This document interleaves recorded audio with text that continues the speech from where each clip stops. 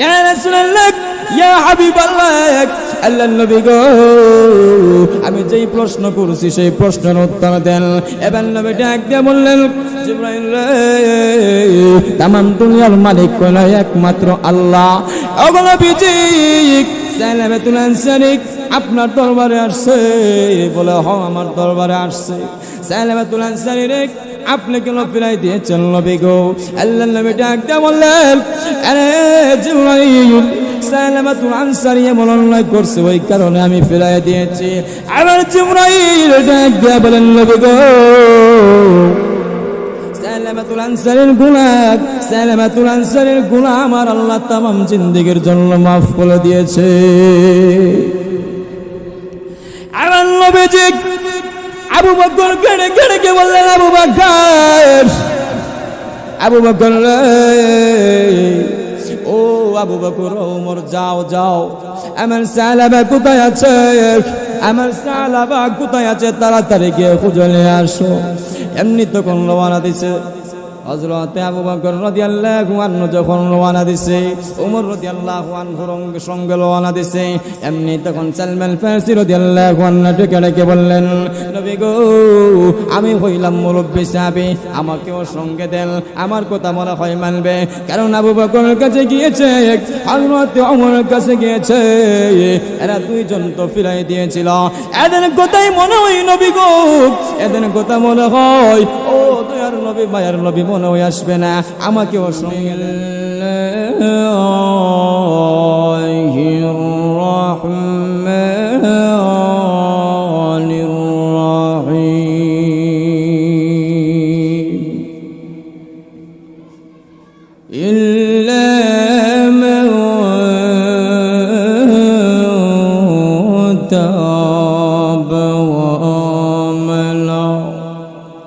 وعمل عملا صالحا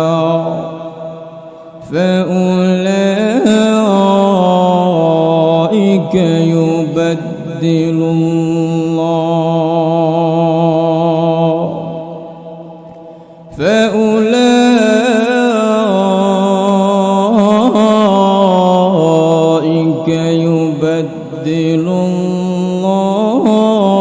الله سيئاتهم حسنا وكان الله غفورا رحيما صدق الله العظيم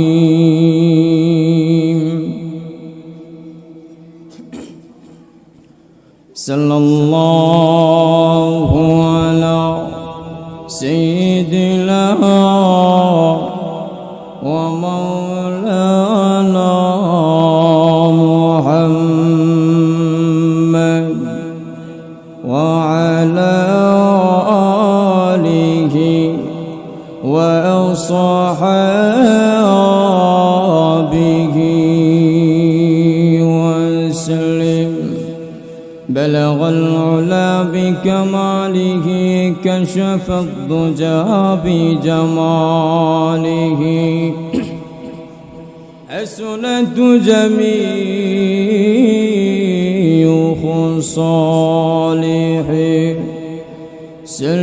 صلوا عليه وآله سلموا يا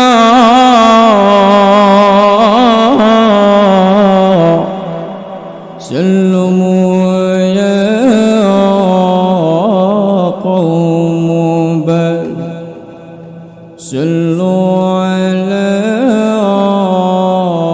صدر الأمين مصطفى ما جاء إلا رحمة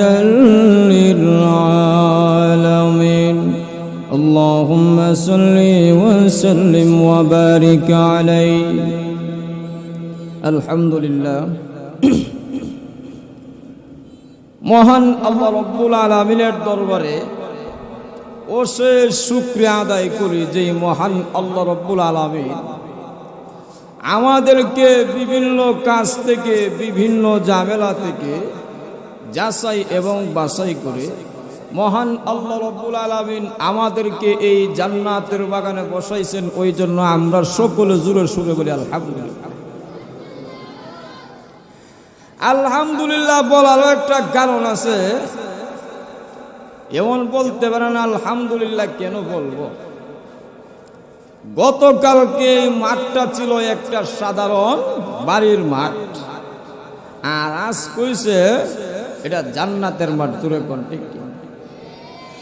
কারণ জান্নাত সবার কপালে জুড়ে না। আল্লাহ রাব্বুল আলামিন যেই ব্যক্তিরে পছন্দ করে তারই আল্লাহ রাব্বুল আলামিন ভালো কাজ করার সুযোগ করে দেন। জোরে কোন ঠিক? আর ভালো কাজ ইচ্ছা করলেই করা যায় না যতক্ষণ আল্লাহ রাব্বুল আলামিন কবুল না করবে। যেরকম আমরা সমাজে অনেক দেখবেন কত মানুষ আছে কোটি কোটি টাকার মালিক, কিন্তু বছরে একবার হজ করার সুযোগ তার হয় না। এর মানে হইল আল্লাহ রাব্বুল আলামিন কবুল করে নাই। আল্লাহ রাব্বুল আলামিন আমাদেরকে কবুল করছে, ওই জন্য আমরা আবারও শুকরিয়া আদায় করি আলহামদুলিল্লাহ। আল্লাহ রাব্বুল আলামিন বলেন, কোন ব্যক্তি যদি আমার নিয়ামত পাওয়ার পরে শুকরিয়া আদায় করে আমি আল্লাহ তার নিয়ামত আরো বাড়াই দিব। জোরে কোন সুবহানাল্লাহ। আর যদি আমার নিয়ামত পাওয়ার পরে যদি তুমি শুকরিয়া আদায় না করো তাইলে তোমার খবর আছে। দুনিয়ার মতো কষ্ট করবা আর আল্লাহ রাব্বুল আলামিন তোমার জাহান্নামের মধ্যে নিক্ষেপ করবে। জোরে কোন নাউযুবিল্লাহ। ইল্লা আযাবি লাশাদীদ।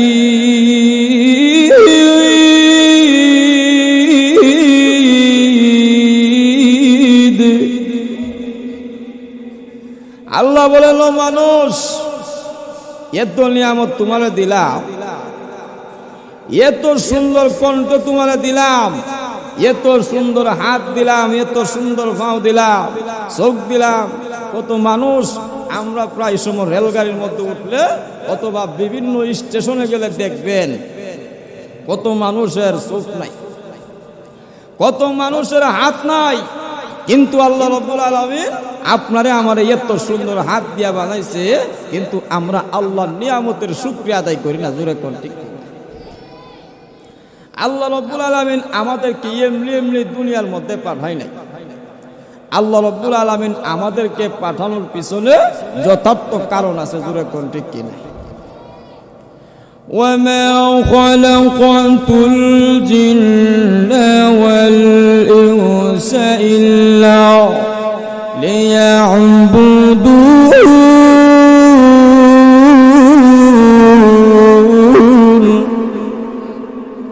আল্লাহ রাব্বুল আলামিন মানুষ এবং জিন জাতিকে সৃষ্টি করছে আল্লাহর গোলামের জন্য। জোরে কোন ঠিক কিনা?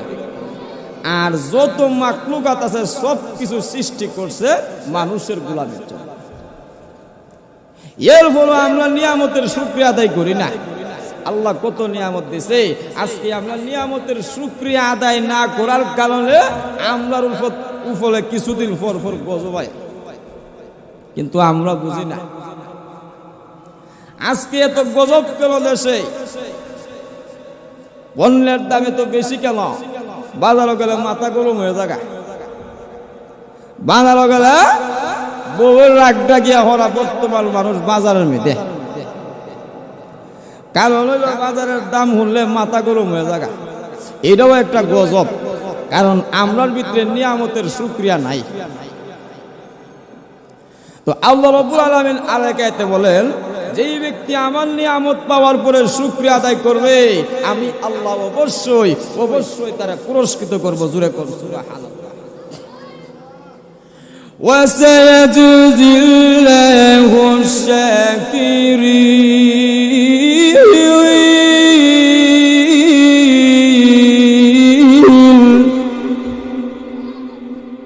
অবশ্যই অবশ্যই তোমারে আমি আল্লাহ পুরস্কৃত করব।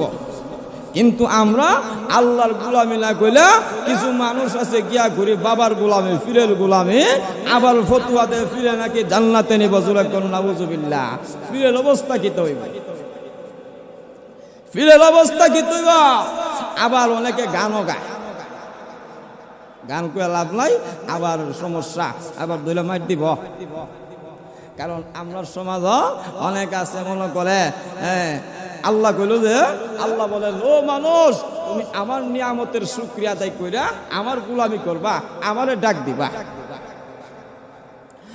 কিন্তু আমরা এলা না কইয়া আরে মুর্শিদে নামে এত মধু, মুর্শিদে নামে এত মধু খাইলে মধু ফুরাই না গা, আমার মন হয়ে আসে গো দেওয়ানা।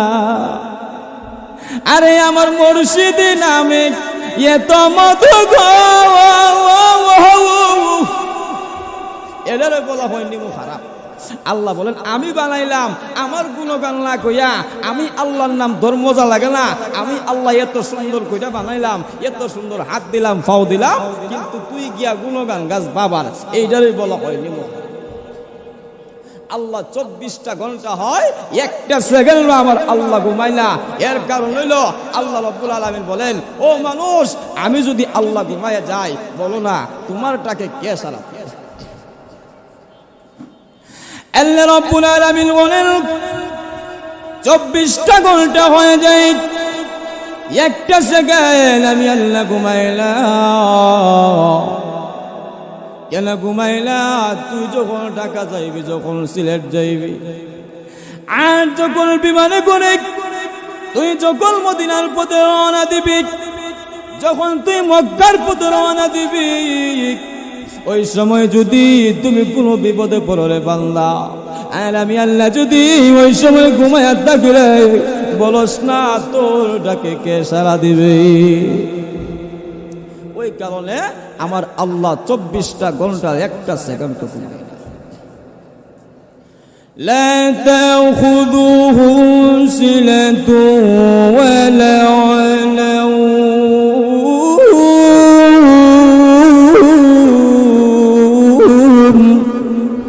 আল্লাহ রাব্বুল আলামিন একটা মিনিটের জন্য ঘুমায় না। কারণ হইল এখন আপনি যদি, আমি আবার আল্লাহর দারওয়ান বলি না, এখন যদি আপনি দারওয়ান লাগছেন আর দারওয়ান ঘুমাই জায়গা, এখন সুরাইয়া সব জাবালের মাদ্রাসার যত রিয়াল আছে, যত গাট্টি বুস্ক আছে, সব কিছু লয়ে যাবো গাজুরা কন্টেক্ট। তো যাক, আমি আর আমার আলোচ্য বিষয় হইল না, আমার আলোচনার বিষয় হলো আমি যে আয়াতে কারিমা তেলাওয়াত করছি, এর আয়াতের মধ্যে আল্লাহ রাব্বুল আলামিন বলেন যে ও মানুষ, যে ব্যক্তি গুনাহ করছে, গুনাহ করার পরে যখন আল্লাহ রাব্বুল আলামিনের দরবারে আবার মাফ চা, আল্লাহ রাব্বুল আলামিনের দরবারে ফিরে আসে, আর ওই সময় যদি বান্দা ভালো কাজ করে, তখন আল্লাহ রাব্বুল আলামিন বলেন পরবর্তীতে, মানে আগে যে গুনাহ করছো, পূর্বে যে গুনাহ করছো, তুমি পূর্বে যত বড় বড় গুনাহ করছো, আল্লাহ রাব্বুল আলামিন বলেন আমি আল্লাহ ওই সমস্ত গুনাহের সওয়াবের দ্বারা পরিবর্তন করে দেই। জোরে কোন সুবহানাল্লাহ। ওই কারণে আল্লাহর দরবারে তওবা করতে হবে। যেমন একটি ঘটনা কইলে বুঝবেন, আল্লাহর নবীর একজন সাহাবী ছিলেন যার নাম ছিল সাইয়্যিদ ইবনে আব্দুর রহমান, আর একজনের নাম হইল সালাবাতুল আনসারী। আল্লাহ রাসূল বলেন ও সালাবাতুল আনসারী, তুমি এবং সাইয়্যিদ ইবনে আব্দুর রহমান দুইজনে আমি নবী ভাই ভাই বানাই দিয়েছি। তোমরা এক ফ্যামিলিতে চলাফেরা করবা, এক ফ্যামিলিতে চলাফেরা করবা, আপন ভাইয়ের মতন চলাফেরা করবা। তখন আল্লাহর নবী, বিশ্ব নবী রাহমাতুল লিল আলামিন একদিন সাইয়্যিদ রাদিয়াল্লাহু আনহুকে বলে ও সাইয়্যিদ, তুমি আমার সঙ্গে বদরের যুদ্ধ যখন হয়, ওই সময় আল্লাহর নবী বলেন ও সাইয়্যিদ, তুমি আমার সফর সঙ্গী হইবা।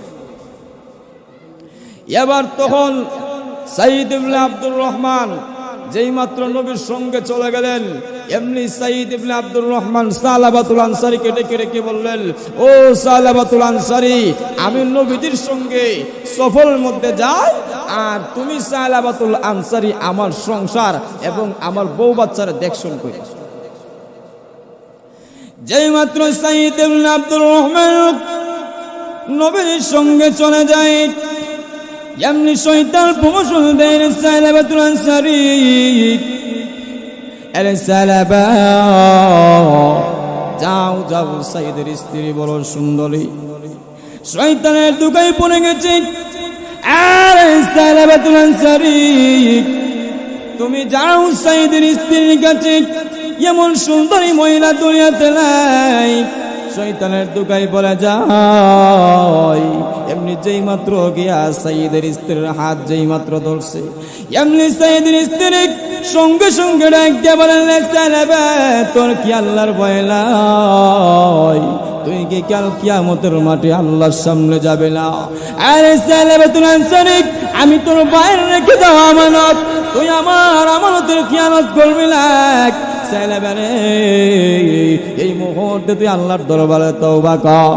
এমনি সালাবাতুল আনসারী রাদিয়াল্লাহু আনহু দৌড়াইয়া জঙ্গলের ভিতর যায়, গিয়া কানলে, প্রভু গো, আমি এমন বলে গুনাহ করেছি, আল্লাহ আমি এমন বলে অন্যায় করেছি, আমার ক্ষমা করে দাও।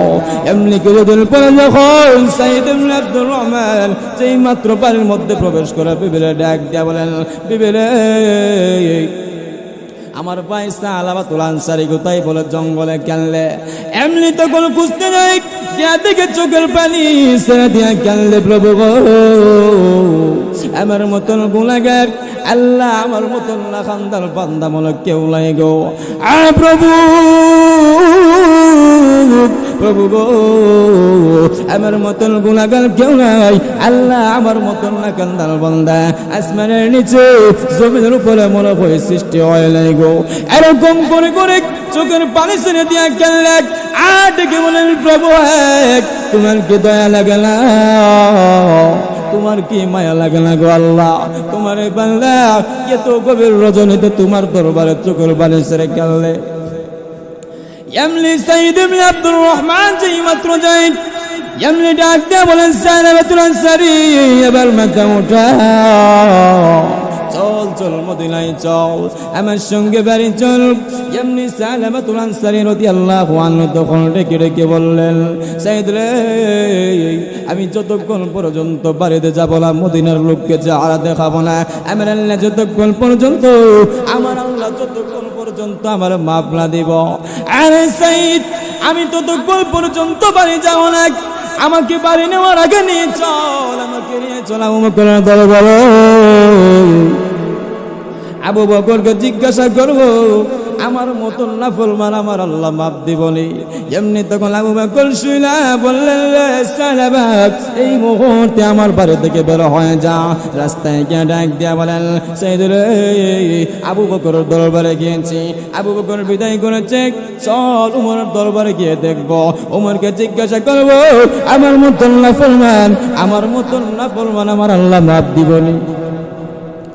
এমনি তখন উমরের কাছে গিয়ে বললেন, ভাই উমর, আমি এমন বড় গুনাহ করেছি, উমর রে, আমার আল্লাহ কি আমার মাপ দিবনি? এমনি উমর রাদিয়াল্লাহু আনহু বলেন, সালাবা রে, তুই এমন বড় জঘন্য কাজ করছো, এমন বড় অন্যায় করেছো, আমার আল্লাহ মনে হয় তোমার মাপ দিবে না, তুমি আমার বাড়ি থেকে বের হয়ে যাও। আর রাস্তায় গিয়ে চোখের পানি ছেড়ে দিয়ে কানলে, প্রভু, প্রভু, আবু বকরের দরবারে গিয়েছি, ওমরের দরবারে গিয়েছি, এখন চলো আলীর দরবারে যাই। আলীকে গিয়ে জিজ্ঞাসা করবো, আমার মতন নাফরমান আমার আল্লাহ কোনোদিন মাপ দিব না? এবার তখন আলীর কাছে গিয়ে বলেন, হ্যাঁ আলী, আমি এমন বড় গুনাহ করেছি, আলী রে, আমার আল্লাহ কি আমার মাপ দিবনি? বলে, কি করছো? বলে, জিনা করেছে। আলী রে, আমার আল্লাহ কি আমার মাপ দিবনি? এবার আলী রাদিয়াল্লাহু আনহু তখন শুনে ডাক দিয়া বললেন, সাইদ রে, ও সালাবা, দুইজন আমার বাড়ি থেকে বের হয়ে যাও, এমন বড় অন্যায় করেছো, সালাবা রে, তোমার গুনাহ কোনোদিন আল্লাহ মাপ দিবে না, যাও যাও, আমার বাড়ি থেকে বের হয়ে যাও। এবার রাস্তায় গিয়া চোখের পানি ছেড়ে দিয়া কানলে, ও প্রভু আমি মনে হয় কোনোদিন ক্ষমা পাবো না, আমি মনে করেছি সাহাবায়ে কেরামদের মাধ্যমে শেষ করে ফেলবো, আমি আর নবীর কাছে যাব না। আমার নবী শুনলে মনে হয়, আমার নবী শুনলে মনে হয় আমি লজ্জিত হয়ে যাব, আমার নবী কষ্ট পাবেন। আবু বকরের দরবারে গিয়েছি, উমরের দরবারে গিয়েছি, আলীর দরবারে গিয়েছি, কেউ সমাধান দিল না। আমার মনে হয় রে দয়ার সাগর রহমাতুল লিল আলামিন তার উম্মতকে বিদায় করবে না, আমার নিয়ে চল আমার নবীর দরবারে গিয়ে বলবো আমি এমন বড় অন্যায় করেছি, আমার আল্লাহ নি আমারে কোনোদিন মাফ দিবে। এমনি তখন সঙ্গে তার মেয়ে ছিলেন খামসা রাদিয়াল্লাহু আনহা, ডেকে ডেকে বললেন আব্বা গো আপনার গুনাহ মনে হয় আল্লাহ মাফ করবে না। হ্যাঁ আব্বা শুনুন, সাহাবায়ে কেরাম যতক্ষণ পর্যন্ত আপনার প্রতি খুশি না হবে আব্বা গো, আল্লাহ রাব্বুল আলামিন আল্লাহর নবী যতক্ষণ পর্যন্ত খুশি না হবে, আল্লাহ রাব্বুল আলামিন যতক্ষণ পর্যন্ত খুশি না হবে গো, ততক্ষণ পর্যন্ত আমি খামসা না আপনাকে আব্বা বলে স্বীকার করব না। এমনি আল্লাহর নবীর দরবারে গিয়ে বললেন ইয়া রাসূলুল্লাহ ইয়া হাবিবাল্লাহ, আল্লাহর নবী গো আমি এমন বড় অন্যায় করেছি, জঘন্য কাজ করে ফেলেছি। ইয়া রাসূলুল্লাহ ইয়া হাবিবাল্লাহ, আল্লাহর নবী গো আমি তো জিনার কাজে লিপ্ত হয়ে গেছি। আল্লাহর নবী ডাক দিয়ে বলেন সাহাবা রে যা, যেই মুহূর্তে আমার বাড়ি দিকে বের হয়ে যা, আমার রাস্তায় গিয়ে চোখের পানি ছেড়ে দিয়া কান্না। আল্লাহ গো আবু বকরের দরবারে গিয়েছি, ওমরের দরবারে গিয়েছি, আলীর দরবারে গিয়েছি, আল্লাহ নবীজির দরবারে গিয়েছি, কেউ তো সমাধান দিতে পারলো না। আমার গিয়ে জঙ্গলের ভিতরে গিয়ে কানলে প্রভু গো আমার মতন গুনাহগার, আমার মতন গুনাহগার আসমানের নিচে জমিনের উপর মনে হয় সৃষ্টি হয় নাই। আদের মালিক তোমার কি দয়া লাগে না, তোমার কি মায়া লাগে না গো আল্লাহ। আল্লাহ বনের যত প্রাণী আছে, বনের যত প্রাণী আছে সবাই ঘুমায় গেছে গো আল্লাহ। সাইডে বাড়ি আশেপাশের যত মানুষ আছে সকল মানুষ কিন্তু ঘুমায় গেছে গো আল্লাহ। আল্লাহ তোমার সাহাবা নামের গোলামটা এখনো পর্যন্ত চোখের পানি ছেড়ে দিয়া দিয়া কানলে। প্রভু তোমার কি মায়া লাগে না, আল্লাহ তোমার কি দয়া লাগে না গো আল্লাহ। রাহমাতুল লিল আলামিনের কাছে শুনেছি আল্লাহ তুমি নাকি দয়ার সাগর, আল্লাহ তোমার মতন দয়ালু কেউ নাই। প্রভু আমার মতন গুনাহগার আল্লাহ তোমার ক্ষমা করে দিলে তোমার তো কোনো ক্ষতি নাই গো আল্লাহ। প্রভু গো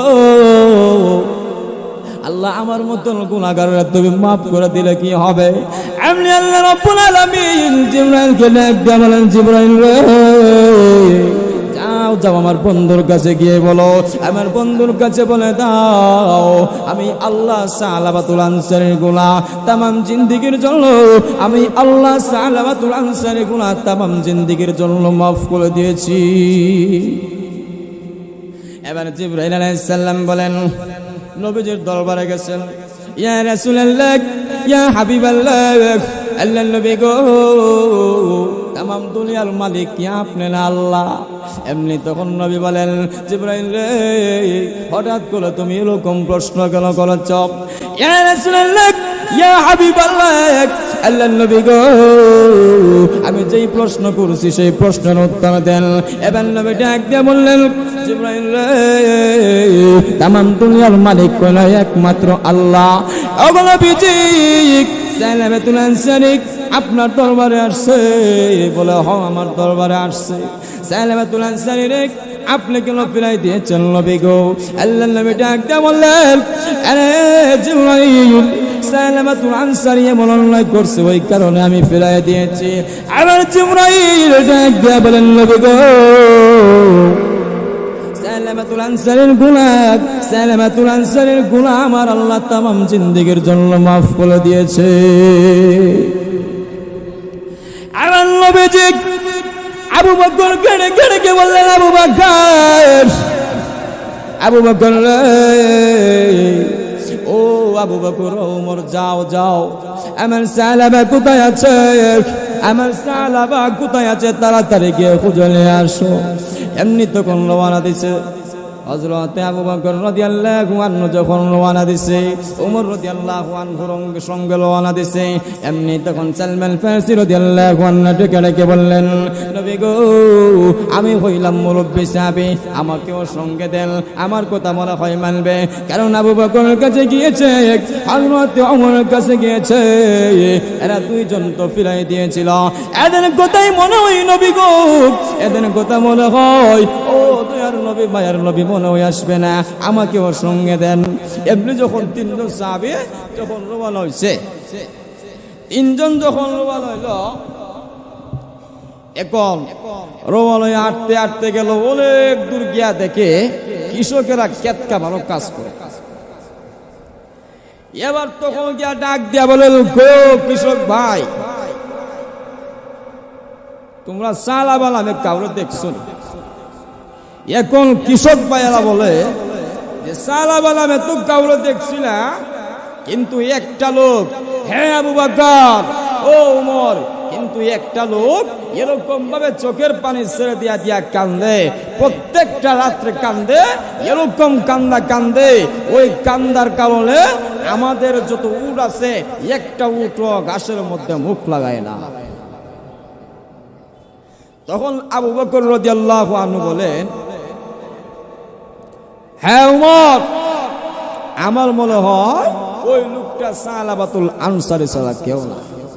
যেই মাত্র সালাবাতুল আনসারীর কাছে গেছে, গিয়া ডাক দিয়া বলেন, ও সালাবাতুল আনসারী, আমি আবু বকর আসছি, আমি ওমর আসছি, আসো মদিনায় চলো। এবার সালাবাতুল আনসারী বলেন, এই আবু বকর, তোমার কাছে গিয়েছিলাম, তুমি ফিরিয়ে দিয়েছো। রে ওমর, তোমার কাছে গিয়েছে, ফিরে দিয়েছো। এখন তোমাদের কথাই মদিনায় যাব না। আল্লাহ রাব্বুল আলামিন যতক্ষণ পর্যন্ত আমার লাভ না করবে, ততক্ষণ পর্যন্ত মদিনায় যাব না। আবু বকর, যাও যাও, তোমরা মদিনায় চলে যাও। এবার আবু বকর রাদিয়াল্লাহু আনহু ডেকে বলেন, সালাবা মাথা উঠাও, তোর তামাম জিন্দেগির গুনাহ আমার আল্লাহ, তামাম জিন্দেগির জন্য তোর গুনাহ আমার আল্লাহ মাফ করে দিয়েছে। এবার মাথা উঠাইছে, মাথা উঠায় একটা মুস্কি আসে দিছে, মুস্কি আসি দিয়া বলে, আসলে আল্লাহ দয়ালু, আল্লাহর মতন দয়ালু কেউ নাই। আল্লাহ অবশ্যই কানলে মাফ করে না, করে না, অবশ্যই কান্দার মধ্যে মাফ আছে। অবশ্যই আল্লাহর দরবারে কানতে হবে, আল্লাহরে ডাকতে হবে। কারণ আমরার জীবনে যে গুনাহ করছি, আমরার গুনাহ কিন্তু কম না। আমরা যেই পরিমাণ গুনাহ করি, আল্লাহ যদি গজব দিত, আযাব দিত, তাইলে এতদিন আমরা দুনিয়াতে টিকতে পারতাম না। যেই পরিমাণ গুনাহ আমরা করি, ওই কারণে আল্লাহ বলেন, যেই ব্যক্তি তওবা করবে, তওবা করে যদি আবার সে ভালো পথে ফিরে আসে, আল্লাহ রাব্বুল আলামিন বলেন, আমি আল্লাহ তার জীবনে যত গুনাহ করছে, যত বড় বড় গুনাহ আছে, ওই বড় বড় গুনাহ দিলে আমি আল্লাহ সওয়াবের দ্বারা, মানে আল্লাহ রাব্বুল আলামিন গুনাহগুলোর সওয়াবে পরিবর্তন করা দেয়। জোরে কোন সুবহানাল্লাহ। তো যাক, হুজুর আয়েশা পড়ছে, হুজুরকে পাশে বসায় আওয়াজ করা ঠিক হবে না।